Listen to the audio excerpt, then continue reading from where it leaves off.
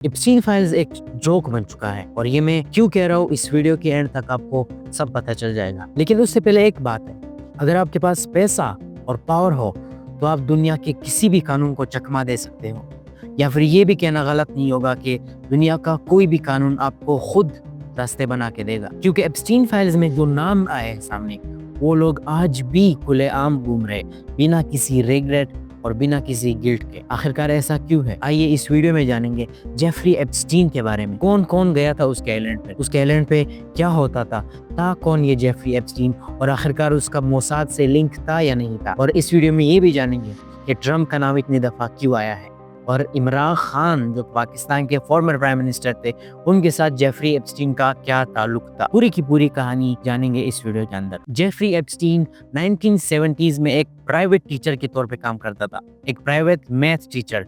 लेकिन ज्यादा देर तक उसने ये जॉब नहीं की, क्योंकि इस जॉब में उसको इतना पैसा नहीं मिल रहा था जितना वो चाहता था, उतना पावर नहीं था इस जॉब में जितना वो चाहता था।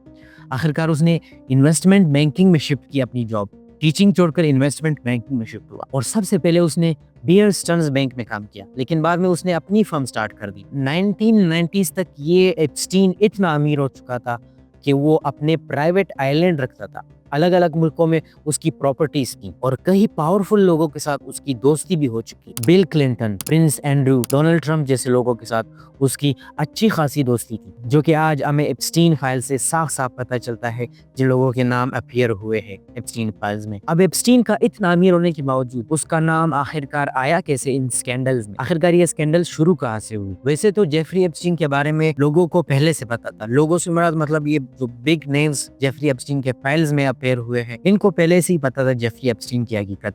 लेकिन 2005 में पहली दफा सारे दुनिया के सामने, मतलब पब्लिक के सामने, इसकी हकीकत सामने आ जाती है, जब 2005 में पहली दफा कुछ अंडर एज लड़कियां इस पे ये इल्जाम लगाती है कि जेफरी एप्स्टीन ने उनको पैसे ऑफर किए सेक्सुअल एक्ट के लिए। और बाद में ये भी पता चलता है कि जेफरी एप्स्टीन ने 14 साल के अंडर एज लड़कियों का गलत फायदा उठाया है। और ये सिर्फ उस तक महदूद नहीं था, जेफरी एप्स्टीन इन लड़कियों को सप्लाई भी करता था अपने अमीर दोस्तों के पास। जेफरी एप्स्टीन ये अंडर एज लड़कियों को किसको सप्लाई करता था, ये आप जेफरी एप्स्टीन की फाइल्स में क्लियरली मेंशन है, क्लियरली उनकी तस्वीरें देख सकते हो जो इन काम में जेफरी एप्स्टीन के साथ मुलविस। और जैसे कि वीडियो के शुरू में मैंने आपको बताया था कि अगर आपके पास पावर और पैसा हो तो चाहे आप दुनिया का कोई भी गलत काम करो, आपको कोई रोकने वाला नहीं। जेफरी एप्स्टीन के केस भी ऐसा ही हुआ। इन सब चीज़ों को देखते हुए एप्स्टीन ने उस टाइम के अटॉर्नी जनरल के साथ एक सीक्रेट डील साइन की। उस सीक्रेट डील में यह था कि एप्स्टीन को 13 महीने की जेल होगी और उसको सिर्फ अपने सेक्स ऑफेंडर की रजिस्ट्री में अपना नाम दर्ज करवाना होगा। और बाद में क्या हुआ, अगर आपको ये पता चल जाए आप शॉक हो जाओगे। एप्स्टीन को 13 महीनों की सजा तो हुई, लेकिन वो सजा क्या थी, एप्स्टीन को जेल से 6 दिन, हफ्ते में 6 दिन वो जेल से बाहर काम कर सकता था अपने ऑफिस में, सिर्फ सोने के लिए वो जेल में आता, और सिर्फ हफ्ते का एक दिन, मतलब पूरे वीक का एक दिन वो जेल में गुजारता, बाकी सारा वीक वो जेल से बाहर होता। मतलब इतनी इलीट किस्म की सजा उसको दी गई कि आप इमेजिन नहीं कर सकते। अब ये सजा तो जेफरी को मिली, इसको सजा भी नहीं कह सकते, मतलब छूट जो जेफरी को मिली। इसके बाद 2006 में एक मी टू मूवमेंट स्टार्ट होता है, जिसकी वजह से और भी लड़कियां सामने आती है, और भी विक्टिम सामने आते हैं जिन्होंने जेफरी पर इल्जाम लगाया। उसके आइलैंड के बारे में लोगों को पता चलना शुरू हो जाता है यहाँ तक। और एप्स्टीन इस टाइम तक दुनिया के नजरों में आ चुका था, और सारे जो बड़े बड़े नाम थे वो जेफरी से अपना नाम कटवाना चाहते थे। वो डिनाई करते थे कि जेफरी उनका दोस्त है, या इनको कुछ ऐसा पता है कि जेफरी ये काम करता था। जैसे Donald Trump. By the way, I never went to the island. I never had the privilege of going to his island. And I did turn it down, but a lot of people in Palm Beach were invited to his island. In one of my very good moments, I turned it down. I didn't want to go to his island. अब जो चीज़ सबसे ज़्यादा highlights में हमें नज़र आ रही है वो है जेफरी एप्स्टीन का आइलैंड, बल्कि जेफरी एप्स्टीन के 2 आइलैंड। आखिरकार ये जेफरी एप्स्टीन के आइलैंड पे होता क्या था। 1998 में पहली दफ़ा जेफरी ने $7.9 मिलियन में ये आइलैंड ख़रीदा था। और ये आइलैंड, इस आइलैंड पे क्या होता था ये तो आपको उन फाइल से पता चल ही गया होगा। उस पे एक और डिटेल में वीडियो बनाएंगे कि इस आइलैंड पे डिटेल में क्या होता था।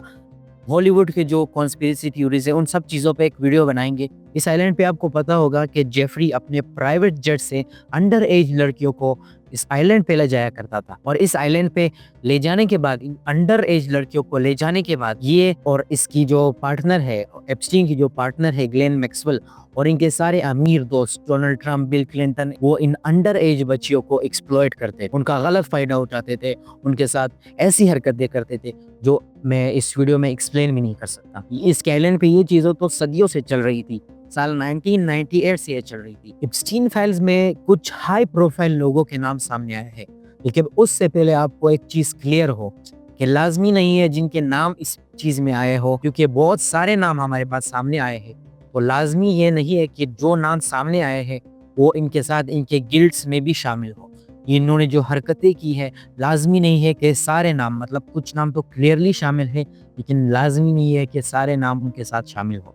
और इन नामों में से जो सबसे ज़्यादा नाम आए हैं वो है डोनाल्ड ट्रंप का, जिनका नाम कुछ ज़्यादा ही आया है। उसके बाद आता है यूएस के फॉर्मर प्रेसिडेंट बिल क्लिंटन का, और एक नाम प्रिंस एंड्रयू का भी आता है, जिसको क्लियरली आप पिक्चर्स में देख सकते हो एप्स्टीन के साथ। एप्स्टीन के उस टाइम के साथ जो क्लियरली एक डिक्लेयर्ड सेक्स ऑफेंडर और क्रिमिनल था, उस टाइम की पिक्चर्स है प्रिंस एंड्रयू और एप्स्टीन की, और इस वजह से प्रिंस एंड्रयू से सारे ओहदे छीन लिए गए। उसके बाद नाम आता है हमारे पास एक जो कि बहुत ही ज़्यादा सुर्खियों में था और सारे पाकिस्तान को इस चीज़ ने शॉक कर दिया था, वो था former prime minister of Pakistan Imran Khan का नाम आता है। इसमें आगे वीडियो में बात करेंगे इमरान खान के बारे में कि उसका नाम किस चीज़ में आया था। और इसके बाद इंडिया से भी नाम आते हैं हमारे पास, इलॉन मस्क, बिल गेट्स और स्टीफन हॉकिंग जैसे साइंटिस्ट के नाम भी हमारे पास सामने आए हैं। और हॉलीवुड से भी बहुत सारे नाम आए हैं, जैसे कि क्रिस टकर, लियोनार्डो डिकैप्रियो हो गए और माइकल जैक्सन हो गए। डोनाल्ड ट्रंप 2 सालों से ये बात करता आ रहा है कि वो डेमोक्रेटिक पार्टी को एक्सपोज कर देगा, एप्स्टीन के ये फाइल्स रिलीज कर देगा, क्योंकि एप्स्टीन के पीछे डेमोक्रेटिक पार्टी का हाथ था और वो अंडर एज लड़कियों को एक्सप्लॉइट कर रहे हैं। Overnight, a major reversal from President Trump. I don't care about it released or not. What I think you should do, if you're going to do it, then you have to go into Epstein's friends. This Reid Hoffman spent a lot of time on the island. I was never on his island. Bill Clinton went there supposedly 28 times. We have nothing to do with Epstein. The Democrats do. All of his friends were Democrats. You look at this Reid Hoffman, you look at Larry Summers, Bill Clinton, they went to his island all the time, and many others. They're all Democrats. All I want for people to recognize a great job. लेकिन election में आने के बाद Donald Trump ऐसा U turn लेते हैं कि उनके सारे जो फॉलोअर्स थे वो भी हैरान हो जाते। पहले जो फाइल्स डेमोक्रेटिक पार्टी के खिलाफ डोनाल्ड ट्रंप यूज करता था, आज डोनाल्ड ट्रंप कह रहा है कि डेमोक्रेटिक पार्टी ये वाली फाइल्स डोनाल्ड ट्रंप के खिलाफ यूज कर रही है इलेक्शन में आने के लिए, प्रेसिडेंट बनने। ये है डोनाल्ड ट्रंप का दोगलापन। वही डोनाल्ड ट्रंप जो पीस की बातें करता है, नोबेल पीस प्राइज जीतने की बातें कर रहा है। वही डोनाल्ड ट्रंप जो कहता है मैंने इंडिया और पाकिस्तान का वॉर रुकवा दिया। वही डोनाल्ड ट्रंप जो कहता है मैंने फलस्तीन का वॉर रुकवा दिया। फलस्तीन में वॉर हो ही कहाँ रहा था? फलस्तीन में तो क्लियरली जेनोसाइड हो रहा था, और वो भी क्लियरली अमेरिका के सपोर्ट से हो रहा था। तो कहाँ से वॉर रुकवाया है? कहाँ से पीस की बातें कर रहा है? ये डोनाल्ड ट्रंप जो पीस की बातें कर रहा था, आज उसका नाम जो फाइल्स में अपीयर हुआ है उसको देखकर दुनिया शॉक हो चुकी है। इसके बाद हमारे पास नाम आता है इमरान खान का। इमरान खान का नाम गेट की सिचुएशन में तो नहीं आता कि वो एप्स्टीन के साथ इस चीज़ों में मुलविस था, लेकिन ईमेल सामने आए हैं जो जिसमें इमरान खान का जिक्र हो रहा है कि जो prime minister of Pakistan Imran Khan है, अगर वो इलेक्शन जीत जाता है तो हमारे लिए एक थ्रेट हो सकता है, पीस के लिए एक थ्रेट हो सकता है। अभी मुझे पता नहीं कि किस पीस की बात हो रही है, दुनिया की पीस की बात हो रही है, और ये भी मुझे समझ नहीं आ रहा कि इमरान खान कैसे थ्रेट हो सकता है इस पीस के लिए। पता नहीं किस पीस की बात हो रही है, लेकिन सिर्फ इमरान खान का जिक्र नहीं हुआ है, उसमें ये भी हुआ है कि पुतिन और जो चाइना के प्रेसिडेंट है और जो ईरान के खुमेनी है, इनकी तरह उनसे ज़्यादा एक पीस के लिए थ्रेट है इमरान खान, जो जेफरी एप्स्टीन का, पता नहीं वो किस पीस की बात करे, जो जेफरी एप्स्टीन का पीस है उसके लिए एक थ्रेट है। और बाद में ये भी कहते हैं कि इमरान खान जो है वो पॉलिटिकल चेस गेम नहीं जानते खेलना। ये पॉलिटिक्स का जो चेस गेम है जिससे अच्छे से पॉलिटिक्स हो सकती है, वो इमरान खान खेलना नहीं जानते। और ये भी कहते हैं कि इमरान खान जो काम सबसे अच्छे कर सकता है वो है क्राउड को जमा करना, मतलब उनसे वादे करना और क्राउड को जमा करना। अभी भी लाखों फाइल्स आना बाकी है, तो इसीलिए कुछ कह नहीं सकते कि इमरान खान किस तरीके से एप्स्टीन या ट्रंप के लिए थ्रेट हो सकता है, या इमरान खान का जो एक पिक्चर सर्कुलेट कर रहा है जो ग्लेन मैक्सवेल के साथ था, आखिरकार उस पिक्चर के पीछे क्या रीजन है, ये तो बाकी फाइल्स आने के बाद पता चलेगा। लेकिन एक चीज क्लियर है कि एप्स्टीन जो है इतना बड़ा काम कैसे कर सकता है, इसके पीछे हाँ एक लिंक जरूर होगा इसके पीछे एक हाथ ज़रूर होगा जो इतने बड़े-बड़े हाई प्रोफाइल लोगों को ब्लैकमेल कर सकता है, और इसकी दोस्ती भी इतने बड़े-बड़े हाई प्रोफाइल लोगों के साथ थी। इसका जो फाइनेंशियल सिस्टम था, इसका जो बिज़नेस सिस्टम था, वो इतना पैसा कैसे कमा रहा था। इससे एक चीज़ सामने आती है कि एप्स्टीन के पीछे मोसाद का हाथ हो सकता है, क्योंकि जो एप्स्टीन की पार्टनर थी गिलेन मैक्सवेल, उसका फादर मोसाद का एक बहुत बड़ा एजेंट था। तो मोसाद का लिंक लाज़मी हो सकता है एप्स्टीन के फाइल्स में, जहाँ तक मुझे लगता है पर्सनली। मोसाद का लिंक इसलिए हो सकता है क्योंकि इतने हायर प्रोफाइल लोगों को ब्लैकमेल करना इतना आसान काम नहीं है, और फिर मोसाद ये भी कर सकता है कि एप्स्टीन से इन हाई प्रोफाइल लोगों की जो डार्क डिज़ायर्स है, जो डार्क चीज़ें हैं जो ये लोग करते हैं वो, लेकिन करने की जगह नहीं होती या करने के लिए इनको कुछ प्रोवाइड नहीं होता, इसको एप्स्टीन फुलफ़िल कर दे, ताकि इनके जो डार्क डिज़ायर्स वाली वीडियोज़ है इनको फिर बाद में ब्लैकमेल किया जा सके।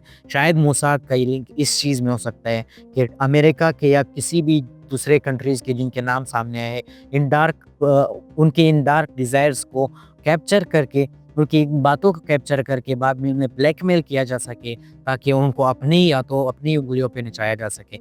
जो कि हमारे पास क्लियरली हम देख सकते हैं अमेरिका को। इसराइल अगर उसको बोले कि यहाँ पे हमला कर दो, तो अमेरिका हमला कर देती है। अमेरिका से ज़्यादा इसराइल की बातें होती है जो अमेरिकन सिस्टम है। ट्रम्प क्लियरली इसराइल के साथ ना फ्रेंडशिप करता है। इस चीज़ से एक चीज़ क्लियर हो जाती है कि इसराइल जो है, ट्रम्प जो है, वो मोसाद के उंगलियों पे नाच रहा है, बल्कि पूरे अमेरिका की जो भी गवर्नमेंट का सिस्टम है वो सारा मोसाद की उंगलियों पे नाच रहा है। शायद इसी वजह से भी एप्स्टीन मोसाद के लिए इतना इम्पोर्टेंट था, और एप्स्टीन के जो ये फाइल्स है वो भी इसीलिए इतने इम्पोर्टेंट है। तो ये थी आज की वीडियो एप्स्टीन फाइल्स के बारे में। एक और भी क्लियर वीडियो आएगी जो एप्स्टीन फाइल्स की डिटेल थी, जो ये लोग बच्चों के साथ करते थे। अब मैं बता भी नहीं सकता, इतनी डीप में फिर बात करेंगे इस वीडियो के बारे में। लेकिन उससे पहले अगर आपको ये जानना है कि आपको कैसे कंट्रोल किया जा रहा है डिजिटल वर्ल्ड में, जो बड़े-बड़े टेक कंपनीज़ है, जो आप फेसबुक, इंस्टाग्राम, यूट्यूब वगैरह यूज़ करते हो, वो आपको कैसे कंट्रोल कर रहे हैं और आपको पता भी नहीं चल रहा, तो आप ये वीडियो देख सकते हैं। और मैं मिलता हूँ आपसे अगली वीडियो में, तब तक के लिए मुझे इजाज़त दीजिएगा।